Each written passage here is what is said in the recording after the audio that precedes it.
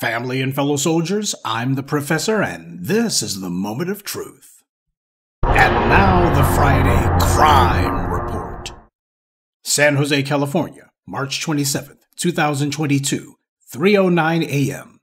20-year-old Keon Smith was a star quarterback at McClymonds High School and was playing for Contra Costa College. He was already making plans to try to join the NFL. While out with friends at a taco restaurant, he was approached by a group of men. One of them threw a punch at Green. Green rushed the attacker, took him to the ground, and pummeled him. That was when one of the attacker's cohorts, 30-year-old Brian Carter, pulled a gun. People fled from the restaurant, but Green and a friend subdued Carter and took his pistol from him. Green held onto it and backed out of the restaurant. So he stopped a violent group of punks and he prevented a shooting from taking place. Green continued to back out of the restaurant with the weapon he had taken off his assailant. What he didn't know was that one of the criminal class, a white supremacist thug with a badge named Mark McNamara, was waiting in ambush outside. When Green realizes that the police are behind him, he raised his hands, and predictably that's when McNamara opened fire, shooting Green 4 times. The police, of course, defended this attempted murder, claiming that the thugs in blue acted properly. They even tried to claim that Mr. Green had refused to drop the gun, even though the video shows he was trying to. The department tried to claim that there was nothing racial about it, but McNamara's own text messages proved that's a lie. The day after he attempted to murder a law-abiding citizen, McNamara couldn't wait to joke and kid about it with his racist pals in the department. One of his co-workers sent him a text message asking how he was doing. McNamara replied, "Just out there clapping fools." Clapping fools? This is how he talks about someone the day after he learned that he had shot a law-abiding citizen who had disarmed a gun-carrying assailant. While Mr. Green was in the hospital fighting for his life, this pig wasn't morose or depressed or sorry. He was celebrating. McNamara then went on to text, "Nigga wanted to carry a gun in the Wild West. Not on my watch. Ha ha." Well, I think it's pretty safe to say that we can rule out McNamara not being a racist. And on top of that, he thought his attempt to murder a law-abiding citizen was funny. That's how sick and depraved this animal is, just like the reprobates who murdered Elijah McClain. They were texting each other photos of them reenacting that murder. And notice how this creep wrote Wild, Wild West? See, a lot of these white supremacists, especially out in California, they think of themselves as gunfighters. They see themselves as being the modern-day equivalent of the Old West. They often ask to be assigned to patrol black areas precisely because they want to instigate a shootout of some sort. Killing unarmed or otherwise law-abiding black citizens is their degenerate way of putting notches on their belt.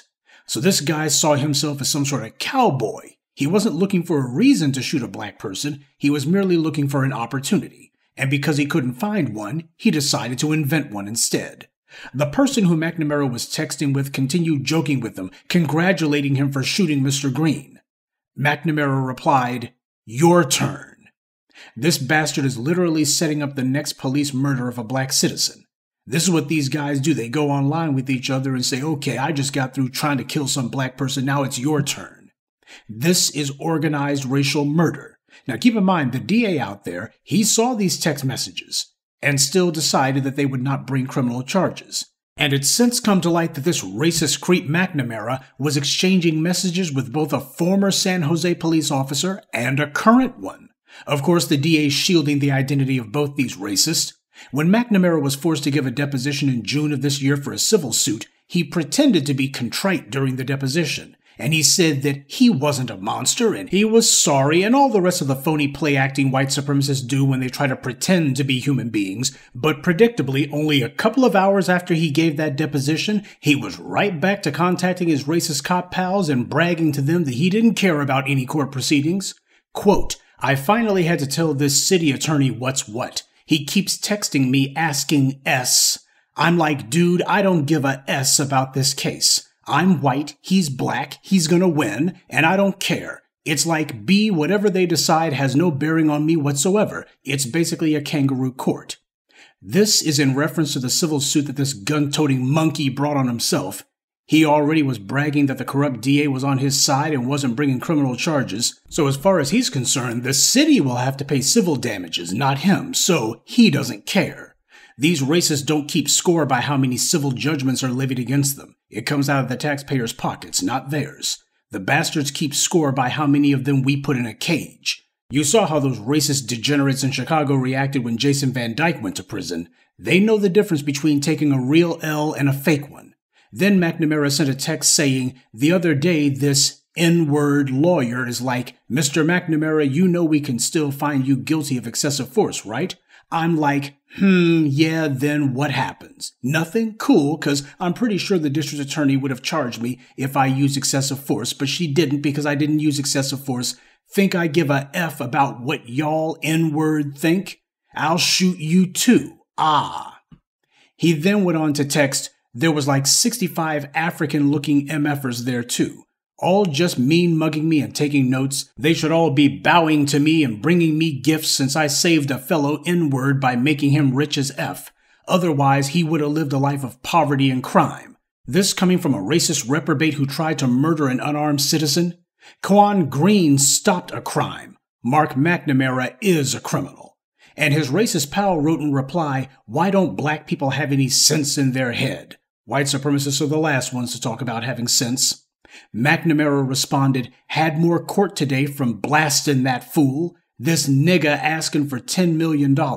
He then said, "Dude would probably blow it all in like a year." McNamara then followed that by writing, "I hate black people." Now, any one of his prior statements would make it where this was definitely a hate crime, but this seals the deal beyond all possibility of question. He comes right out and says, "I hate black people." And he made that statement directly in regards to the attempted murder that he committed. This is the reason that the DAs out there protecting creeps like this. They want these racists on the streets precisely because these are their little foot soldiers who they know can be relied on to carry out these hate crimes. The government is protecting the hate criminals. California is supposed to have some sort of hate crime statutes on the books, but it's not being used. Even the state attorney general is being hands-off with this attempted murder case, and I don't think we have to say anything about Jim Crow Joe's Injustice Department. And this unnamed person who McNamara was sending text messages with, this person replied, "Just pay the effer and leave you alone. Man, hearing that makes me hate the job even more." Makes him hate the job more? That confirms for me that this is a current San Jose police officer who McNamara was texting. This is what he was doing right after the deposition, so this is a nest of dirty cops in that department because there's never just one. This is how these reprobates talk about a law-abiding citizen who they wrongfully tried to murder. Mr. Green committed no crime. The police did. Like all law enforcement in America, they're not a police department, they're a taxpayer-funded street gang.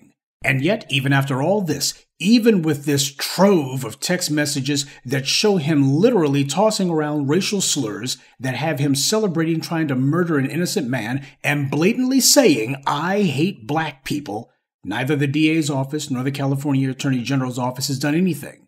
This despite demands that McNamara be charged with a hate crime.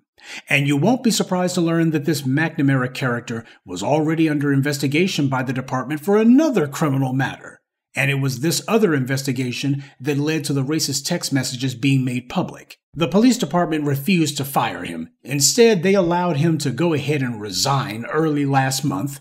And he still has his state certification, so that means that this piece of walking excrement can wash up in some other police or sheriff's department. His pals in the San Jose police who he was exchanging racist messages with have only been put on leave. Naturally, the police are protecting these racist identity, so they can avoid the inevitable lawsuits that would result if people knew who this other person was. So neither the white media nor the police can claim that this creep is just some misunderstood cop. This is a career criminal who the department and the DA's office has been protecting. The same corrupt Latina police chief who was defending McNamara last year is now calling his text messages disgusting and demonstrating a racial bias. Oh, so now there's a racial bias. Because that's not what they were saying last year. Anybody still want to back the badge? The city of San Jose has recused itself from representing McNamara in the civil excessive force suit against him. So what that means is that normally the taxpayers are forced to pay for a defense for these racist reprobates, but due to the overwhelming evidence of his guilt, the city is trying to distance themselves. But it's too late. They've protected him too much for too long. The city government of San Jose still hasn't apologized to Mr. Green for their racist thug with a badge who tried to murder him. Not even after the U.S. federal judge presiding over the civil case asked the city to do it. So the city is stridently standing by this racist would-be killer. This incident happened last year, and it's only this year that the text messages are coming to light. The same corrupt police chief who denied that this was a racist incident has now been forced to admit that it was, and I noticed that there's a gap in these text messages between June 21st and June 23rd. So for a whole 48 hours, these two racists weren't talking about the deposition? Am I supposed to believe that? And that they instantly hop back to it like nothing had happened 48 hours later? I am more than a little suspicious about this gap. Now, am I going to be putting on the cape for the shooting victim? I wish I could. I hope that in the not-too-distant future I'll be able to, but right now I can't. Neither he nor his lawyer is going all in on making it clear this was racial and nothing else. And I have to say that I'm simply not seeing the level of intensity and zeal on his part that I need to see. That doesn't make what happened to him right, because it's not. That doesn't mean that this McNamara animal and any of his other pals that he likes to trade racist text messages with shouldn't be in cages. They all should. But I'm limiting my advocacy to calling this out. Black people better understand that the goal in these instances has to be incarceration, not getting a payout from the city. Because before it's all over, these cities are going to stop playing that game and these little payouts are going to start drying up. These shyster lawyers aren't concerned about justice. They're only concerned about billable hours. A lot of these lawyers are actually trying to ingratiate themselves with the same racist city and county officials who refuse to do their jobs and prosecute these racists or even to fire them. That has to be the entire point of whatever happens here. You don't punish creeps like McNamara by letting the city bribe you with your own tax money. You punish them by putting them in a cage. And that's this week's Friday Crime Report. Keep your eyes open and stay on alert, because there's a lot worse criminals out there than the ones the white corporate media chooses to show you. Good day, and be one. I'd like to take a moment to mention some of our contributors. Bo McLean, R. Laz, Mustafa Issa, Federica Moore, and Imani Metendaji. Salute to them and thank you to everyone for listening, liking, and sharing this message. Black empowerment only exists because of you.